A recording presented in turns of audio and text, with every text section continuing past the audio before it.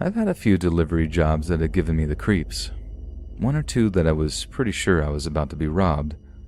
Another was a gunfight between gang members unfolding in the street I was delivering to, right as I was turning onto it. But these are just occupational hazards.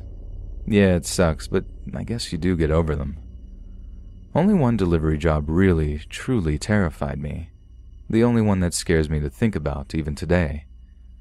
So we get an order from an address that none of us drivers had ever delivered to before. This normally causes some suspicion among us since we're always pretty wary whenever delivering to a new address. A fair few first-time deliveries have resulted in an address getting blacklisted. Sometimes they try to stiff you for money or some other scam to get free pizza. Generally speaking, the drivers take turns delivering to a new address, and this time, it just so happened to be my turn. So once the order is completed and the pizzas are boxed up, I take them out to my car and punch the address into my sat-nav. It turns out the address is right on the edge of our delivery area, pretty much in the middle of absolute nowhere. It dawns on me that this could be the oldest trick in the book. Call the pizza into some hard-to-reach location, then demand it to be free once it takes more than 45 minutes to deliver. But, to my relief, I make it out onto this old dirt road with time to spare. Yet my relief doesn't last long, not when I see the state of the address I'm delivering to. The house is so run down it looks like a squat, like it's been commandeered by the homeless as a place to avoid sleeping rough. There's a musty old pickup in the driveway, its wheels all askew from years of misuse. I mean, the place was just the very definition of haunted house. Needless to say, I wasn't expecting a particularly generous tip.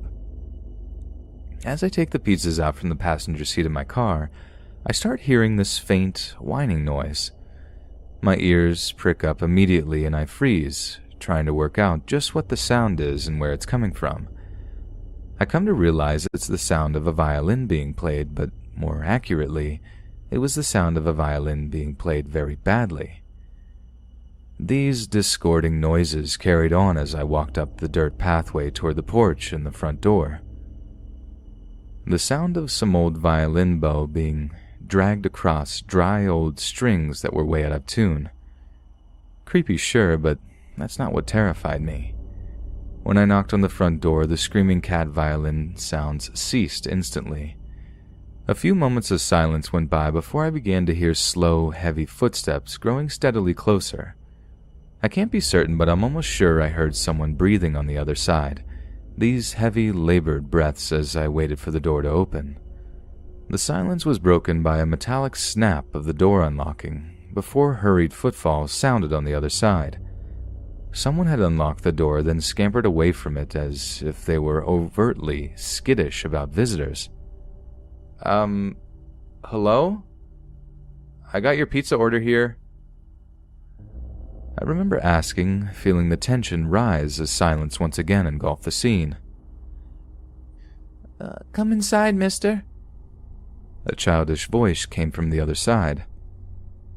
I wanted to just turn tail and run at this point, but returning to the pizza place without the money for the pizzas would definitely mean a verbal or written warning from my manager.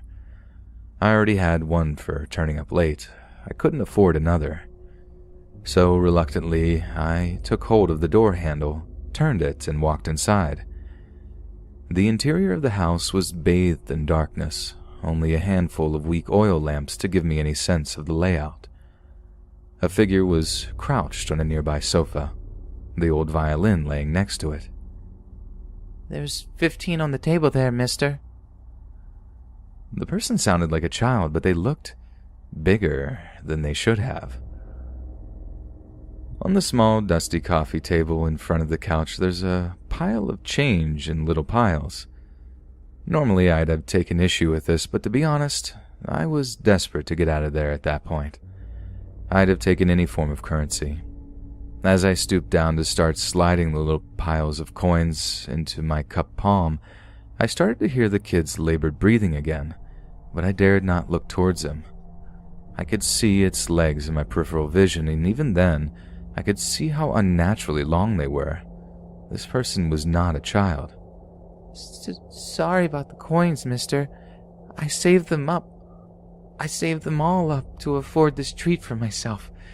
It's all I have. I had told the person not to worry in the sunniest disposition I could muster. The last thing I wanted to do at this point was upset them. I pocketed the coins, barely having counted them. I'd come up with a difference myself if I needed to. Like I said, I just wanted to get out of there. But as I turned to leave, hastily thanking the person, I caught a glimpse of the person's face in the low light of the oil lamps. They were burned, horribly burned up and down their arms and chest. The scarred flesh extended all the way up their face and head, only the person's features were obscured by a small rubber mask. The mask didn't even cover up their entire face, only a small central portion that concealed their eyes, nose, and mouth. The only thing I could really make out was that the mask had a long wooden nose, kind of like the puppet Pinocchio, whose nose would grow whenever he told lies. The small carved eyes were blank. I averted my gaze from the mask and was unable to return it. It was one of the most hideously sad and scary things I'd ever laid eyes on.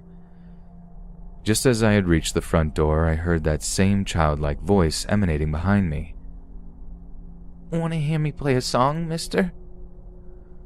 Before I even had the chance to answer, to tell them I was too busy with deliveries to hang out, they had grabbed the old violin next to them and began to whine out of tune. Although the strings were almost totally out of tune, I started to make out the tune they were trying for. You know the one. If you go down in the woods today, you're sure of a big surprise. If you go down in the woods today, you better go in disguise. For every bear that ever there was will gather there for certain, because today's the day the teddy bears have their picnic. I was in the back of the driver's seat of my car before you could say, "Nope, I'm out," scrambling to start the engine so I could make a quick getaway. I don't think they had any intention of hurting me. I certainly wasn't as in much danger as when those idiot Crip and Blood wannabes decided to shoot it out like right in front of my car. But something about that place still creeps back into my mind while I lay there in darkness trying to sleep. Something that means I'll never, ever make another delivery there. I'll quit before I go back.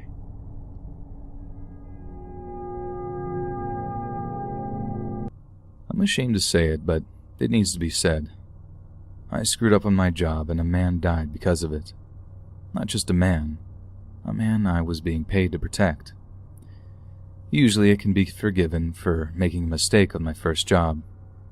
However, when it's your first job protecting another man from outside dangers, one mistake can be the last. In retrospect, hindsight, whatever word you use, I wish I'd never agreed to taking the job. Just being a large-built man with a license to carry doesn't make you qualified to be a private security. This all being said, I took the job. The client losing his life is a direct result of my negligence. Maybe if I discuss what happened, I can relieve myself of a small amount of this burden. However, I can assure you I know the guilt will never truly fade away. The job came out of nowhere. Mike, a close friend of mine, had been a bodyguard on and off for years. He made it clear the job was a one-time only deal. No other guys he knew were available on such short notice. His next client was coming into town in the morning. Mike needed someone with a carry permit to back him up. He knew I had one, so I got the call. He assured me it wasn't a dangerous situation, but he liked to have another guy to watch his and the client's back. I was somewhat nervous initially, but the money I was offered was too good to pass up. We met up at his place later that night. He gave me a rough outline of what I was expected to do. Once it had been all laid out before me, it seemed simple enough. Although this would be his first time with this particular client, he assured me once more it would be simple. After all, the guys with the real problems always had their own staff. Our client was a regular suit and tie in town for some business. 4 hours of work and he'd be back on a plane home. The morning of the job, we met with the client at the airport. A third guy, Roger, was doing the driving for us that day. He's a retired SWAT officer who picked up the occasional driving job for Mike. He'd had a boatload of training in evasive maneuvers while he was in the Army. Plus, he could be a third gun in an emergency. He drove us to the client's first appointment and everything was going well. From what I could make out, the dude was a wholesale jeweler out of London. Stuff didn't really start falling apart until we were leaving the second place. As we exited the jeweler's store, I noticed a sketchy-looking, possibly Middle Eastern guy. He was standing in front of the place next door. When he noticed us leaving, he pulled a knife from his pocket and ran towards us. Before he could get anywhere near us, I instinctively moved toward him. He turned and ran, and I foolishly gave chase. I'd gotten somewhere around 30 yards and heard a barrage of gunshots behind me. I turned around just in time to see Mike go down. The client was already on the ground and wasn't moving. Roger was standing next to the car, shooting at 2 men running from the scene. By the time I'd drawn my pistol, the firefight had ended. It was clear to me I'd messed up. As Roger and I checked Mike and the client for signs of life, a weak few words came from Mike. "I hope you won't be offended if I don't ask for your help again." We had a brief chuckle, but we both knew this wasn't a laughing matter. Roger confirmed that the client was in fact dead. I rode to the hospital with Mike, and Roger stayed behind with the cops. This big mess made no sense. I knew I could trust Mike. He said the client indicated no current danger to his life. We were supposed to be only there to prevent robberies. We'd both seen the guy with a load of stones on him, so no flags went up. Regardless, considering the number of guys in on the hit, I had a strong feeling we didn't get the whole story. I'd been waiting for news on Mike for about half an hour when Roger finally showed. The cops were right behind him. Now it was my turn. When they were done with me, they wanted to talk to Mike, but he was still in surgery.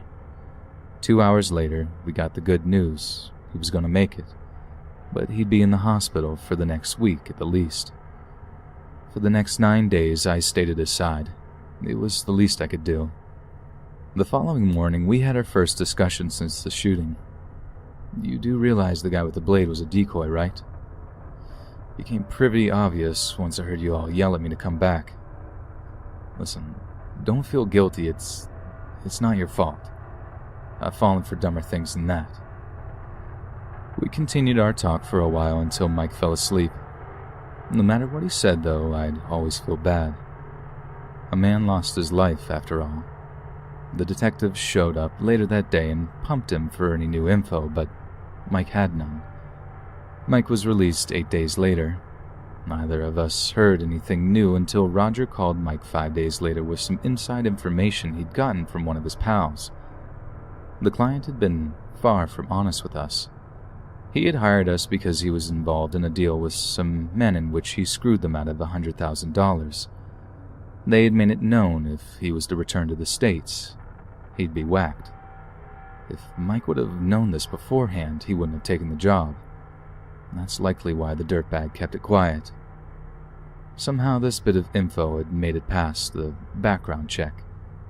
Nonetheless, even a crook doesn't deserve to be sprayed with bullets on a public street. We were only hearing it from their side. It could have all been a huge misunderstanding. After my anger cooled, it became obvious to me that I was just deflecting my feelings onto the client. Thief or not, I was responsible for the safety of the man. Not only had my mistake gotten him killed, a very good friend of mine almost did too. When Mike's back in fighting shape, I'm sure he'll return to security work, albeit in a slightly more careful manner. I'm just glad he's still kicking. I hope he gets someone in the future far more competent than myself. When it comes to me, I think I'll stick to construction. It appears to be a whole lot safer.